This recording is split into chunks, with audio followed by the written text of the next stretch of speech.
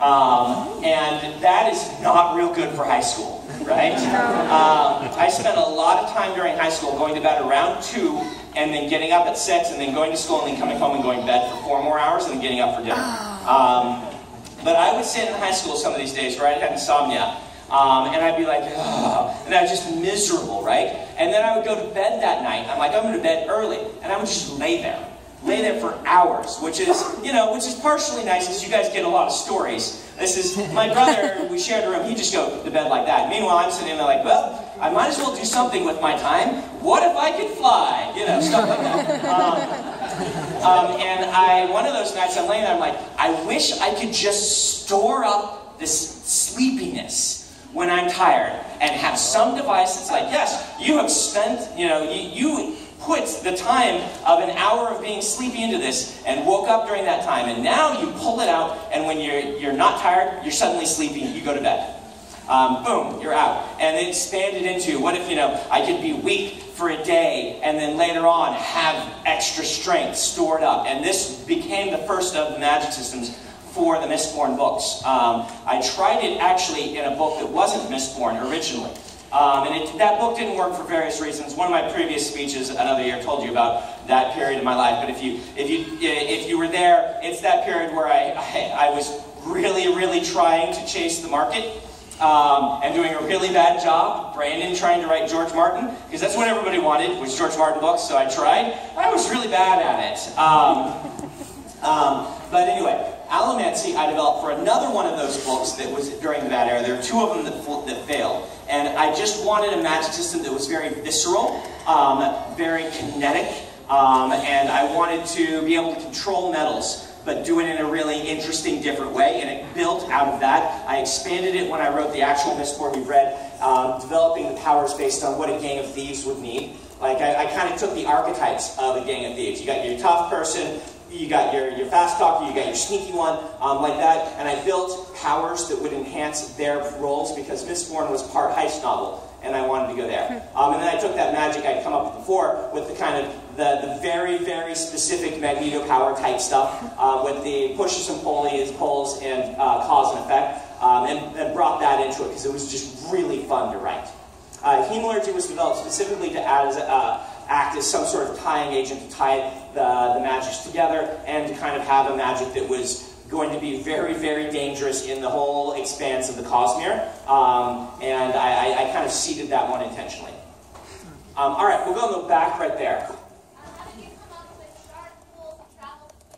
How did I come up with shard pools to travel between the worlds? So what happened is, close as I can remember, it's been a long time now, as close as I remember, I wrote Elantris in like 1998 or something like this, or 99, and I, at that point, didn't really have the Cosmere in place. I knew I wanted to do some sort of grand epic, I knew I wanted to do some sort of thing, but I just wrote that book. Elantris is mostly a discovery written book, rather than an outline book.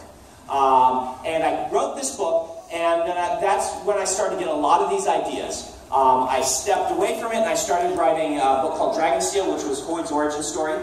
And then I kind of got into the dark days where I was trying to be George R. R. Martin for a while. And then when I came out of that, I wrote the Way of Kings, right?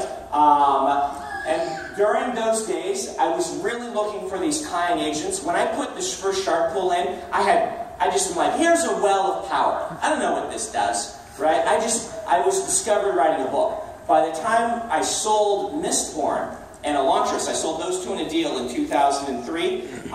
That's when I'm like, all right, now I'm going to do this for real, right? I've had all this trial run. I'd written 13 novels at that point, and I'd sold number 6 and number 14, Mistborn not being written yet. And said, I'm going to do this for real. So I sat down with Elantris, and I built out the Cosmere, and I built out these things. I'm like, why do I have this pool of power? What am I going to do with the pool of power in the next book? I want this to be a theme. And I started building out the Cosmere from there. And so part of it was organic, part of it was by design. Let's do one more question over here. Go for it. Why is the reference such a big deal? Especially consider, like... Okay, it looks like it's going to go spoilery. Not going to be spoiled. Okay, okay. As an American, I looked at it and I'm like, so? Why don't you ask that when you come up to talk to me? Yeah, because that one I don't think I can answer that in a way that's not going to be spoilery. All right, we'll go right here. Me? Yes. Oh, sweet. Okay. Are characters based on your family? Are characters based on my family? A lot of times, yes. Though my wife has said I can never put her in a book. So a lot of times it's just things that people do rather than specific family members, and just kind of looking at human nature, taking a conflict someone has and extrapolating it into a larger character point. I will say though that most of the non-main core Bridge 4, so you've got the main core of Bridge 4, right? You've got Teft, and you've got Moash, and you've got... These people were designed for the story. All the people around them, Leighton and Scar and people like that, are all my friends, right? There's one called Pete, right? You can guess who that is. Dan's not in Bridge 4 because I put him in Mistborn and tried to kill him off in various glorious ways. The first time he survives and everyone else around him dies, so it's okay. But decided, so I do use my friends, but mostly as cameos. Like, oh, that's my friend Ryan Dreher. That's Dre, right? They're in Bridge 4 and things like that. But I don't do a lot of basing on my family. All right, let's do another story here. Okay. What are some video games that you've played lately that have like narratives that you really enjoy? What are some video games I've played lately that have narratives I really enjoy?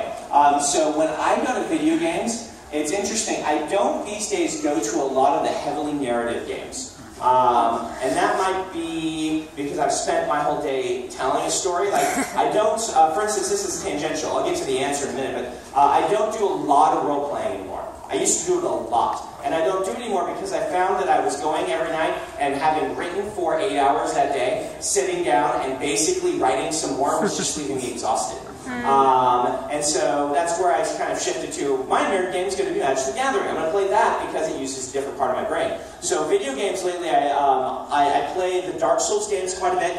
You missed me wearing my Sunbro shirt, that was yesterday. You get paid from the brain though, so that's okay. Because I love how minimalistic their storytelling is, but how compelling it can be. And then I play a lot of 4X games. Like I played the new Stellaris expansion, and I played the new Civ 6 expansion, both when they came out the last couple of months. Stellaris is really great for creating your own story. I really like how they do that. And so, yeah, a lot of 4X games and a lot of just action games. Where in the past, I played all the BioWare games and things like that, and I'm still going to play like Fallout 4 eventually. I played all the ones leading up to it. But I just, when I sit down, I'm like, I've been doing this all day. Let me do something else. No Undertale or anything? I played Undertale. Undertale was great. Yeah, Undertale was awesome, but I mean, that's been like 3 years now, right? Or something like that. Oh my god. Yeah, I mean, right? And you said recently. Maybe Undertale's been 2 years, but it's at least been 2 years. So Undertale's fantastic. You guys haven't played Undertale. That's amazing. Yeah. All right, we'll go. I'm going to have to go in the back, but you can. Yeah, I'm going to go right back here. Another question. Could an awakened toupee be commanded to act like real hair? Could awakened toupee act like real hair? Totally, absolutely. Yes. What's that? Would it be convincing? Would it be convincing? Yeah, I think that it would be. It depends. Yeah, it depends on factors, but I totally think that could be very convincing. Yes. What's that? Can I get one more follow-up? Yeah, go for it. Could it also be given enough breath and command to protect? Could you be given? Yes, it could. That would be really weird. But you could be given a command to protect. All right, in the way back, we're going to the. I have to go to. Yeah. So can you belt it out for us? If I could only meet one of my characters, which one would I meet? Probably Sazed. You can say it Sage, by the way, if you want. I will love it. But I would probably meet Sazed. All right, another question on the way back. All right, can you belt it out with the blue shirt?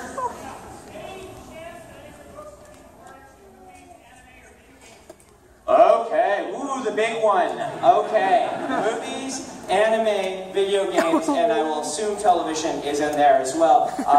What sort of things are we working on? So, let me give you a little brief kind of primer on the stages most things go through to make a film. All right. So the easiest stage is something we call optioning.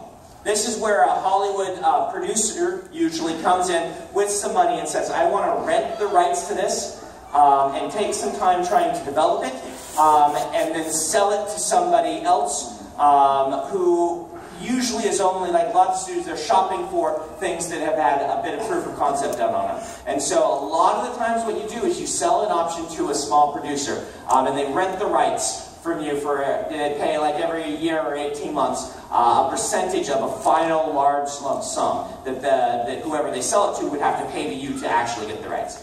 That's really easy to do. Almost everything gets optioned. And the problem is, as soon as something gets optioned, most of the time it gets reported, and most of the time the reporters are just like, hey, this is getting made into a movie. And then, you know, you're like, it's been 6 years, what happened? Well, that's a really small step. The next step that usually happens is a screenplay gets commissioned by those producers. They pay for a screenplay, get a screenplay going, and when the screenplay comes in, that's going to be the thing they take to the studios to try to sell the property into something big. And that's actually a decently easy step. I mean, screenplays aren't cheap, but most things, so I've gotten there a lot.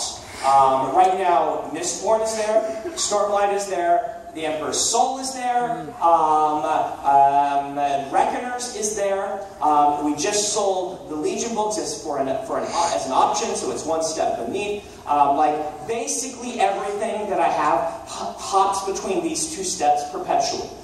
The next step is an enormous one, and usually this step is attaching a major star